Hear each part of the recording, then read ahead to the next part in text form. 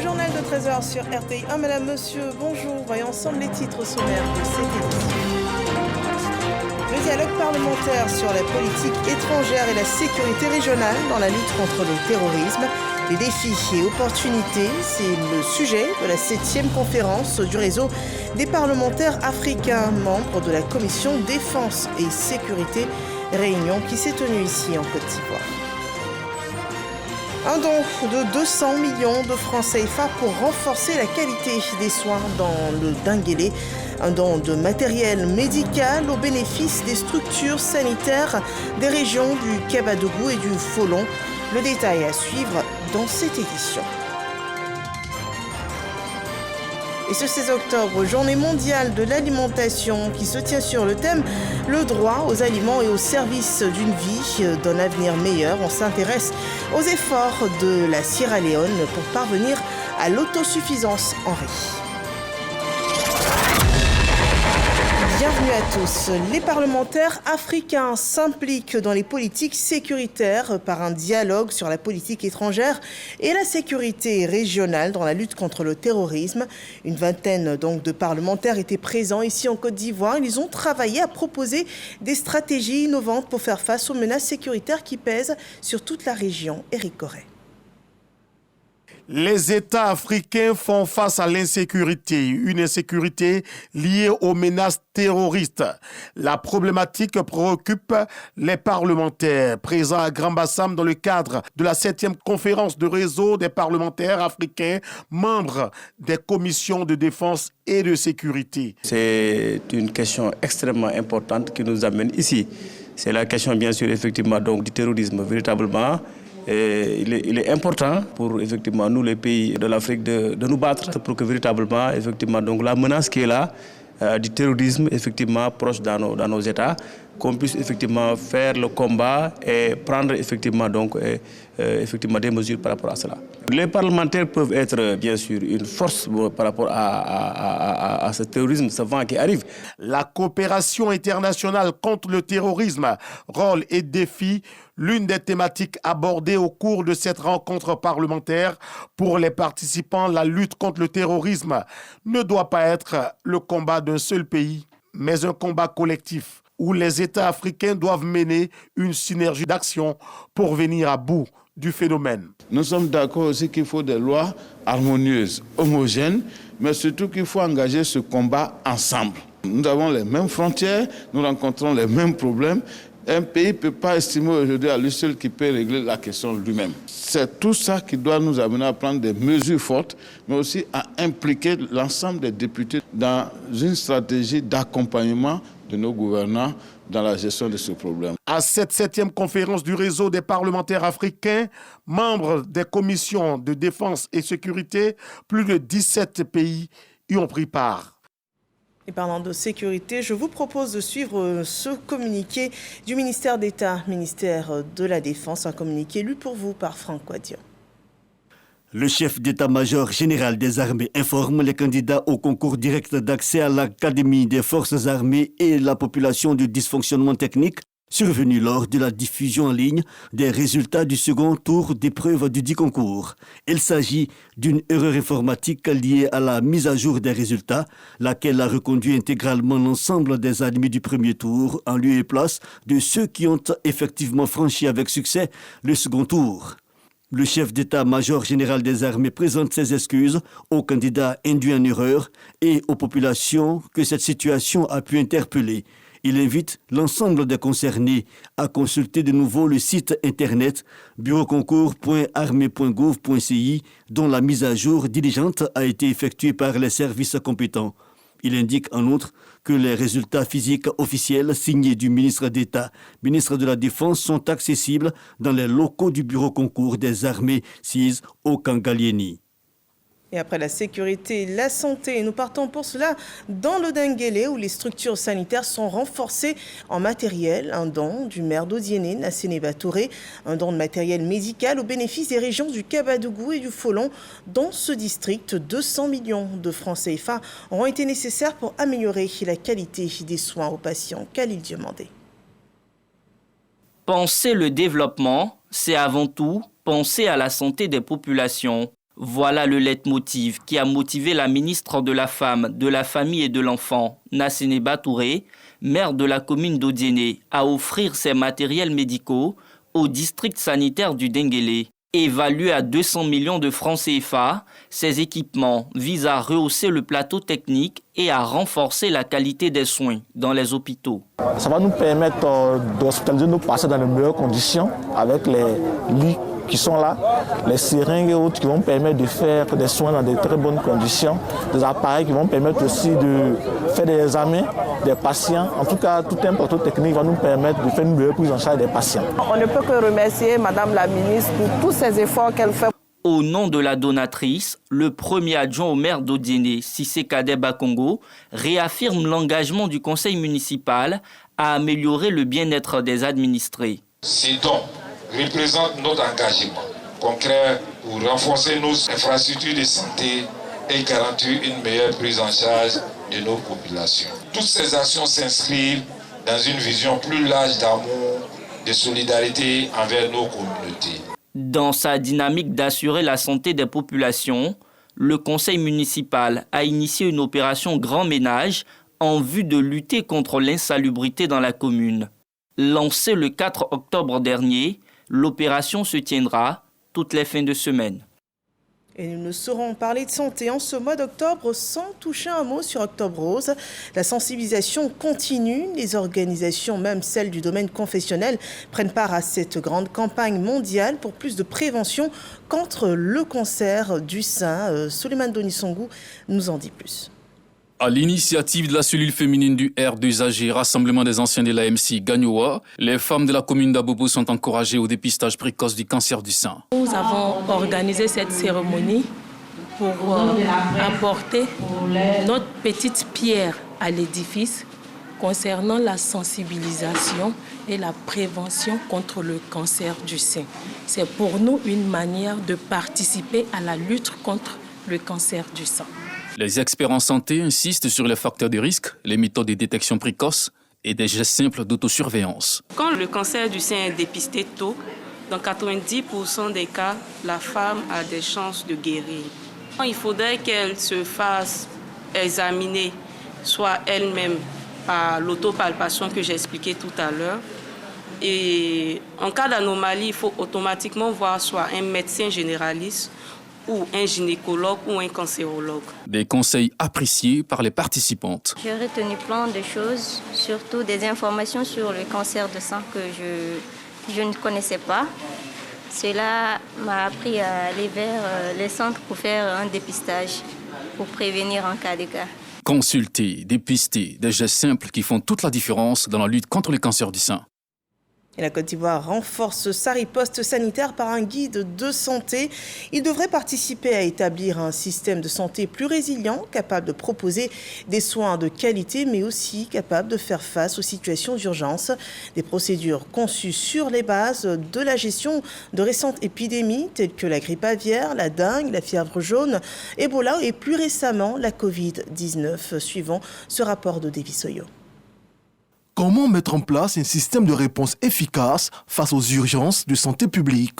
La question préoccupe les acteurs du domaine sanitaire. En conclave, ils réfléchissent sur les méthodes et systèmes de défense adéquates. Ces réflexions aboutissent à un guide de procédures, de gestion et de partage d'expériences. On part de notre expérience avec les faiblesses et puis les forces. Et c'est avec ces faiblesses et ces forces-là que nous les transformons en recommandations pour que lorsque nous avons des urgences de santé publique, on soit préparé et prêt à pouvoir prendre en charge ces urgences de santé publique. Une convergence d'idées menée par l'Institut national de santé publique. La quête permanente de la qualité et de la performance de notre système de santé, mais aussi celle des populations en matière de santé, doit rester le socle sur lequel reposent nos actions. Au nom du ministre Pierre Deba, le directeur du cabinet Aka Kofi invite les acteurs de la santé à s'approprier le guide. Aujourd'hui, on peut dire que la Côte d'Ivoire est prête à faire face à toutes les épidémies. Que ce soit un outil que nous devons utiliser, dont nous devons nous servir pour pouvoir être efficaces dans la prise de décision face à toute éventualité de santé publique. L'Institut national de santé publique œuvre également entre autres dans la recherche de la formation de biologie médicale et de médecine traditionnelle, des aspects sur lesquels le présent guide servira éventuellement. Voilà un outil essentiel pour améliorer l'efficacité de nos systèmes de santé. Dans la région de Gbeke, le secteur éducatif compte de nouveaux établissements. Il s'agit de 4 collèges de proximité réalisés par le Millennium Challenge Account Côte d'Ivoire. Chaque collège est équipé d'une salle informatique, d'une bibliothèque, d'un vestiaire, de toilettes séparées et d'un espace dédié aux filles appelé la Girls Room. Il est doté de kits hygiéniques pour les cycles menstruels des jeunes filles. Jean-Yves Zadi et Kader Sogodogo. Coupure de ruban marquant l'inauguration du collège de proximité baptisé Abla-Poko de Tieplé, village situé dans le canton Dranois, dans la sous-préfecture de Bouaké. Cet acte marque la livraison de 28 collèges de proximité dans la région de Bouaké. Il s'inscrit dans le cadre du programme Compact qui vise à construire plusieurs infrastructures modernes, dont 40 collèges en Côte d'Ivoire. Ce projet est financé à hauteur de 113 milliards de francs CFA par les États-Unis. L'avenir de la Côte d'Ivoire, c'est dans les enfants, les élèves, les étudiants. Les États-Unis sont fiers d'accompagner l'avenir de ce beau pays. Les élèves expriment leur joie de recevoir cet établissement. Ça me fait plaisir d'avoir cette école. Ça me permet de rester auprès de mes parents. Avant, on marchait des kilomètres. Aujourd'hui, l'école est chez nous. Ça nous fait plaisir, donc on va être bien étudiés. Le ministre Jacques Assaoré-Konan, président du conseil régional de Gbeke, et Jean-Claude Kwasi, ministre-gouverneur de la vallée du Bandama, expriment leur gratitude avant d'exhorter les bénéficiaires à faire bon usage de ces infrastructures. Nous sommes les grands bénéficiaires et vous avez vu la qualité de l'infrastructure que nous venons d'avoir. Donc je voudrais juste dire merci au gouvernement américain. Ce que nous souhaitons, c'est qu'ils puissent acquérir dans la sécurité le savoir, le savoir-faire, le savoir-être et le savoir-vivre. Occasion pour la ministre de l'Éducation nationale et de l'alphabétisation de donner la vision du gouvernement dans la création des collèges de proximité. 40 collèges donc de proximité qui viennent compléter à 902 le nombre de collèges et lycées de Côte d'Ivoire. Donc, je précise, les 2 tiers, c'est-à-dire 608, ont été construits sous le président Alassane Ouattara. Les collèges de proximité, l'objectif, c'est rapprocher l'école des familles. Construit sur une superficie de 2 hectares, ce collège de proximité dispose de bâtiments de type R+1, de bureaux administratifs, d'un espace dédié à la jeune fille appelé Girl Room et un terrain de football pour les activités sportives. Et un mois après la rentrée des classes, les élèves de milieux défavorisés reçoivent du soutien. Cet exemple dans la région du Tongpi où les écoles primaires de 5 villages autour de la ville de Mans reçoivent des kits scolaires et du matériel numérique. Le compte-rendu de la réception de ces équipements par Christian Mandé.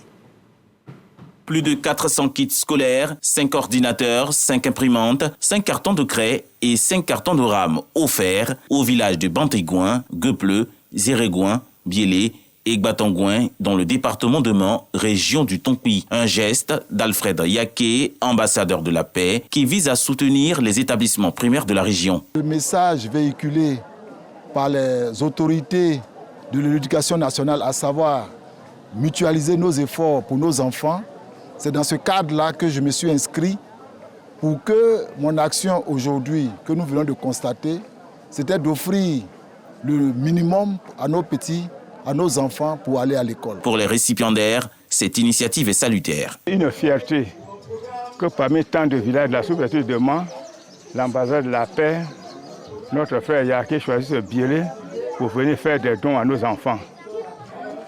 Donc cela participe à l'éducation de nos enfants. Ça aide aussi nos parents à éviter les dépenses de rentrée. Vous avez la rentrée scolaire, coincée toujours des mois difficiles. Recevoir des dons libère quelque part nos parents, les aide à mieux scolariser leurs enfants. La première fois, l'école de Biélé sera dotée d'outils informatiques. C'est déjà le com. Nous sommes très émus. L'ambassadeur de la paix, OIRP, ONU, entend multiplier plusieurs actions dans le milieu scolaire dans le Tongpi afin de contribuer aux efforts déjà fournis par le gouvernement ivoirien. programme national pour la formation professionnelle. Il s'agit du passeport compétences, l'idée par l'AGFOP. Ce programme de l'Agence nationale de la formation professionnelle porte sur l'édification des besoins en compétences dans les 31 régions de la Côte d'Ivoire. Il suivra des formations qualifiantes, l'accompagnement à l'insertion et le suivi post-formation. La phase pilote est prévue démarrer en novembre prochain. Le développement de Didier Nguessa. L'Agence nationale de formation professionnelle, AGFOP, lance un nouveau programme. Dénommé Passeport Compétences, il porte sur les formations qualifiantes de courte durée, l'apprentissage et l'entrepreneuriat adapté aux besoins spécifiques des entreprises et des régions. Ce programme concerne les personnes diplômées, peu ou pas qualifiées, voire en quête de reconversion. Ce programme entend développer les compétences et renforcer les capacités professionnelles des populations dans leur localité en vue de faciliter leur insertion durable sur le marché du travail local et de participer au développement économique des collectivités territoriales. D'ici à fin 2026, 100 000 bénéficiaires sont visés. 95% d'entre eux seront accompagnés à l'insertion en auto-emploi ou en emploi salarié. Un an après sa prise de fonction, la directrice générale de l'AGFOP a aussi dressé le bilan de ses acquis. L'une des actions majeures de ces 12 derniers mois a été l'amélioration de sa notoriété à travers notamment le changement de son identité visuelle, la réhabilitation de ses locaux, la rénovation de son site internet, l'organisation des journées portes ouvertes le 15 juillet dernier, le maillage territorial et enfin les partenariats avec de multiples organisations professionnelles publiques et privées, ainsi qu'avec les collectivités territoriales. Le programme Passeport Compétences est la continuité des projets École de la deuxième chance et l'Académie des talents mis en œuvre par le ministère de l'Enseignement technique, de la formation professionnelle et de l'apprentissage. Du marché de l'emploi, je vous invite à présent à explorer le plus grand marché de bois du pays. Il réunit près de 800 acteurs, donc sur une superficie de 1500 mètres carrés. C'est un nouveau temple du bois, de commerce du bois. Il est composé de 40% de commerçants ivoiriens. Le secteur du bois, une source d'employabilité pour les jeunes, nous disent Jean-Michel Quadio et Léon Pro. À Djamé-Makassi, ce parking à bâcher est sous la responsabilité de Issa. Avec ses compagnons, il transporte le bois à destination des chantiers. Il exerce en ces lieux depuis que les commerçants de bois s'y sont installés. Amar en fait partie. Il y a bois pour la mairie, il y a bois d'Embema, et puis il y a bois Badi, il y a bois blanc, et puis il y a paraquet aussi. C'est les 5 qualités de bois que moi je vends. Ils ont reconstruit, ça nous plaît. Puisque quand c'est comme ça met de l'ordre aussi. Le milieu de transport. Ici, il y a à peu près au moins 40 à 50 bâchers. Quand on prend les marchandises, on va dans toutes les communes. Ça nous rapporte, mais il y a beaucoup de difficultés dedans aussi. Bienvenue au nouveau temple du bois de la commune d'Adjamé, le plus grand des marchés de bois du pays. 1500 mètres carrés aménagés par la mairie d'Adjamé. Plus de 800 acteurs y travaillent. Je suis là pour acheter des bois, du chevron, des contreplaqués, des matres. Oui, ce sont des bois de qualité. Avec ça, j'ai nourri ma famille, j'ai payé tous mes besoins dans ces métiers. Donc, en tout cas, je remercie le bon Dieu. Ici, il y a tout. Il y a le bois, il y a le contreplaqué, il y a les tôles, il y a les pointes. Oui, au niveau de l'État, il y a des impôts à payer. C'est l'État. On va tout veiller que le marché soit propre et puis sécurisé. Le marché de bois d'Adjamé-Makassi, ni l'apanage des commerçants, ni celui des transporteurs. On y trouve des transformateurs de bois comme les ébénistes. Toupie, rabots, mortaiseuses, voici l'arsenal dont se sert Ousmane pour satisfaire sa clientèle. Les portes, les fenêtres, les portes de placard, cadres de placard. Tout ce qui est nécessaire comme bois dans la maison, c'est tout ce qu'on fait. Avec ça, il prend soin de ma famille même, propre même.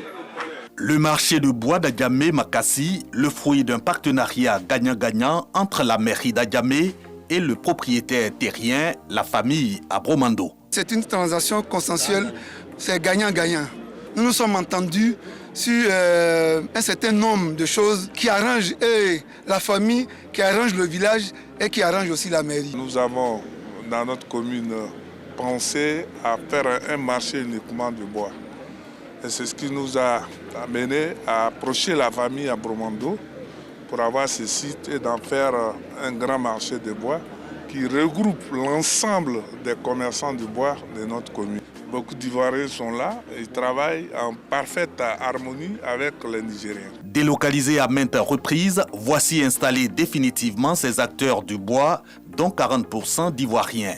Chacun génère au moins 3 emplois directs. Le marché de bois d'Adjamé-Makassi et ses plus de 800 acteurs occupent une importante place dans l'assiette fiscale de la commune d'Adjamé, donc dans l'économie nationale. Nous poursuivons toujours sur le thème de l'économie avec le Fonds de prévoyance militaire qui prévoit investir dans l'économie du tourisme en Côte d'Ivoire. Il annonce mobiliser 25 milliards de francs CFA pour la réalisation d'une chaîne hôtelière. On en sait plus dans ce reportage de Walter Amadou Ouattara. Le Fonds de prévoyance militaire, FPM, vient de décider de redynamiser sa politique d'attrait touristique. 4 jours de réflexion avec sa filiale, Société de gestion touristique et hôtelière, Sogeto, ont permis de dégager les grands axes à suivre. Nous sommes satisfaits du bilan et féliciter les agents et dire aussi aux adhérents qu'ils peuvent compter sur leur hôtel. À travers la Sogeto, le FPM pourra construire d'autres hôtels. Un taux d'exécution globale de 68% du plan d'action 2024.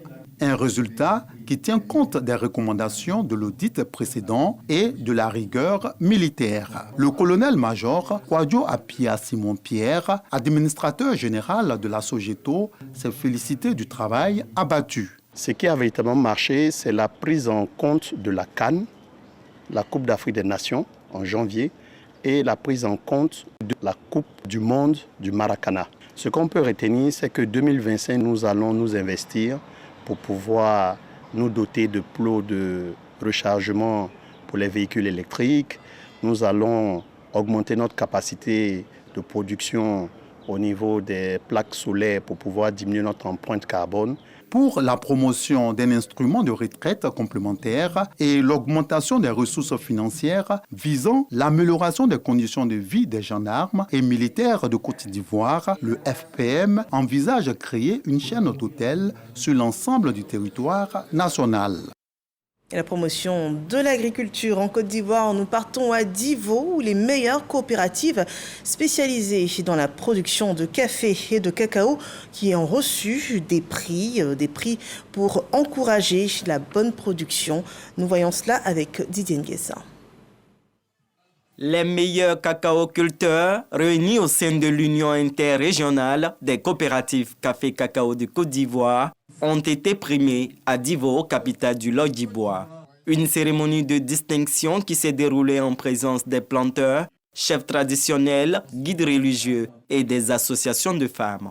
7 camions, dont 3 plateaux ridelles renforcés de 4,5 tonnes, d'une valeur globale de 194 millions de francs CFA, ont été remis aux différentes coopératives qui se sont bien illustrées par la qualité et l'abondance de leur production lors de la campagne écoulée. Des dons qui visent à renforcer la capacité des coopératives tout en améliorant leurs conditions de vie et de travail. On manque de véhicules.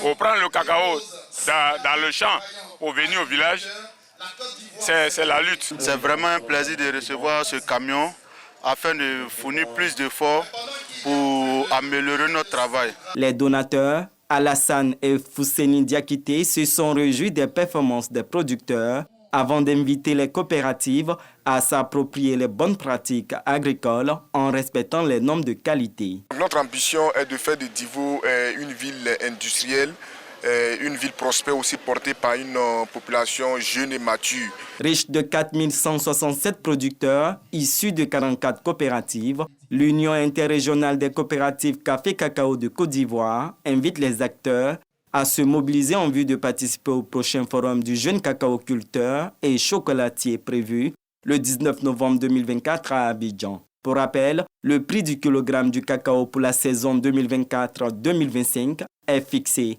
à 1800 francs. Et on s'intéresse à présent à l'avenir des villes avec la 4e édition du Forum des villes durables qui s'est penché cette fois-ci sur l'accélération de l'économie locale pour un développement durable. Générosa Quadio et Franck Quadio et Khalil Diomandé nous font le point. Le 4e Forum africain des villes durables s'ouvre à Abidjan avec la remise de 35 distinctions. Ces prix baptisés Foravid Awards visent à récompenser les acteurs engagés dans le développement durable des métropoles africaines. Ce rendez-vous est organisé par l'ONG Amisdad et l'agence Afrique Greenside. Nous devons mettre en place les bons leviers, des politiques publiques adaptées, des infrastructures solides, un accompagnement aux entrepreneurs locaux, un renforcement des capacités des managers territoriaux et un financement public et privé approprié. Les réflexions d'Abidjan sont soutenues par Oumar Ba, président du Conseil des collectivités territoriales de l'UEMOA et le représentant du président du Conseil économique, social, environnemental et culturel de Côte d'Ivoire. Aujourd'hui, nos collectivités territoriales ont besoin d'avoir un socle pour asseoir leur économie. Les débats et les échanges contribueront à améliorer notre manière de gérer l'économie locale. Le Conseil des collectivités territoriales a entamé un processus pour accroître la mobilisation des ressources financières au profit des collectivités territoriales. Ce processus permettra à terme aux collectivités de répondre conséquemment aux attentes des populations en offrant un meilleur accès aux services publics de base. Plusieurs collectivités locales et acteurs du secteur privé participent à cette édition, créant ainsi un espace de réseautage en vue de bâtir un écosystème de développement durable pour les villes africaines. Un autre espace d'échange, il s'agit cette fois d'un atelier d'information et de partage sur les politiques d'intégration, des outils et services de développement de la Côte d'Ivoire. Une initiative dans l'ambition de faire connaître les activités menées dans le cadre du renforcement de l'intégration. On en sait plus avec Carmel Dia. Promouvoir les actions menées dans le cadre des politiques d'intégration régionale. C'est cela l'objectif visé de cette séance de travail initiée par la Direction générale des politiques d'intégration. Et pour réussir cette mission, la participation de toutes les parties prenantes se veut importante. Nous sommes en pleine revue du plan national de développement 2021-2025. Il est bien pour nous de faire le point des activités que nous avons menées afin que nous puissions recueillir les avis, recueillir les observations pour rendre nos projets beaucoup plus orientés vers l'amélioration des conditions de vie des populations en Côte d'Ivoire, mais aussi à l'extérieur. La représentante du ministre Watabouna Ouattara a salué cette action et a insisté sur l'implication de tous. La Côte d'Ivoire est le premier pays en Afrique de l'Ouest et l'un des rares en Afrique à disposer d'un plan stratégique de l'intégration régionale. Notre pays occupe la première place dans le classement de l'indice de l'intégration régionale en Afrique et représente la locomotive économique de l'UEMOA. La Côte d'Ivoire a fait le choix de retenir l'intégration régionale comme un secteur prioritaire. Et cela se manifeste par l'inscription de l'intégration régionale au nombre des priorités des PND 2016-2020 et 2021-2025. Nous parlons de sport à présent avec le résumé de la 4e journée portant pour les éliminatoires de la CAN 2025 qui aura lieu au Maroc. Donc résumé du match Côte d'Ivoire-Sierra Leone par Salif Ouattara et Arsène Kouassi. Le complexe sportif Samuel Doe de Monrovia n'a pas souri aux éléphants ce mardi. Face à une équipe révoltée de la Sierra Leone, Franck Kessié et ses coéquipiers ont eu du mal à se retrouver sur la pelouse. Malgré les 55% de possession du ballon, la Côte d'Ivoire n'a pas réussi à trouver les filets du portier Francis Koroma, cette fois-ci galvanisé par son public. Pour s'assurer sa première victoire en 8 confrontations face à la Côte d'Ivoire, la Sierra Leone peut remercier son attaquant Amadou Bakayoko, auteur de l'unique but de la rencontre à 5 minutes de la fin du temps réglementaire. Emmanuel Samadia fort devant le but, le coup de tête et c'est au fond. Première défaite des Faye MS qui était sur une pente ascendante depuis la CAN 2023. Cette défaite retarde la qualification des éléphants pour la CAN 2025. La Côte d'Ivoire reste cependant leader de la poule G avec 9 points, devant la Zambie 2e avec 7 points, ainsi que la Sierra Leone 3e avec 4 points désormais et le Tchad 4e avec 2 points. Prochain match des éléphants au mois de novembre face à la Zambie. Un match décisif pour la qualification. Voilà, la Côte d'Ivoire qui reste malgré cette défaite face à la Sierra Leone, leader dans sa poule dans le cadre de ses éliminatoires pour la prochaine CAN 2025. Parlons de littérature, donc de lecture, avec cette nouvelle œuvre qu'on découvre, Instauration d'un nouvel ordre mondial, le compte-rendu de Serge Pakandidi et Jean-Marc Djadji. Les conflits et tensions dans le monde entier, l'immoralité, la perversité, la promotion des mauvaises mœurs par divers canaux sont évoqués par l'abbé Rufin Goli dans son œuvre « Instauration d'un nouvel ordre mondial ». Une nouvelle production littéraire dédicacée en présence des professionnels des lettres et des passionnés de la littérature. C'est juste une lumière, une information un peu détaillée que je donne sur la situation de notre globe terrestre, qui met aussi en confrontation les différentes politiques. On parle de l'hégémonie des BRICS, qui est en train de se construire. L'auteur dénonce également des aspects importants de l'univers des nations dans leur aspect économique, politique, éducative et sanitaire. Le nouvel ordre mondial, c'est l'intelligence artificielle. Nous y sommes. En étant connectés sur les réseaux sociaux, on est dans ce nouvel ordre mondial. Tout ça est passé au peigne fin. Nous sommes venus pour encourager le Père dans son œuvre. Nous sommes heureux qu'il ait pu mettre en contribution toute la chaîne du livre. Parce que pour qu'un livre comme celui-là naisse, il y a lui l'auteur. Ensuite, il y a l'éditeur. Il y a dans la maison d'éditeur, il y a tous les correcteurs, il y a tous ceux qui travaillent à l'élaboration et à la conception du livre. L'auteur propose des pistes de solutions pour un monde meilleur. Cela pour l'instauration effective d'un nouvel ordre mondial. Et l'actualité hors de nos frontières, avec la situation alimentaire en Sierra Leone, on s'inquiétait ces derniers mois de l'explosion de l'insécurité alimentaire à cause de la crise économique. Eh bien, l'autosuffisance alimentaire est au cœur d'un programme phare du gouvernement sierra-léonais, un programme intitulé Feed Salone, un programme ambitieux financé par plusieurs bailleurs internationaux, dont la Banque mondiale, qui souffle aussi sa première bougie. Le gouvernement sierra-léonais souhaite faire manger des produits frais et locaux à sa population. Et pour ce premier bilan, le premier bilan de ce programme phare, la production nationale de riz annonce une hausse de 15%, une hausse qui ne suffit pourtant pas pour permettre aux agriculteurs de vivre décemment. Nombre d'entre eux dépendent encore des importations qui coûteraient à la Sierra Leone plus de 200 millions d'euros par an. Nous rappelons aussi que c'est aujourd'hui la journée mondiale de l'alimentation, une journée qui est célébrée sur le thème « Le droit aux aliments au service d'une vie et d'un avenir meilleur ». C'est ici qu'on s'arrête pour cette édition d'information qui a été traduite en langue des signes pour vous. Merci de nous avoir suivis et excellent après-midi sur RTI1.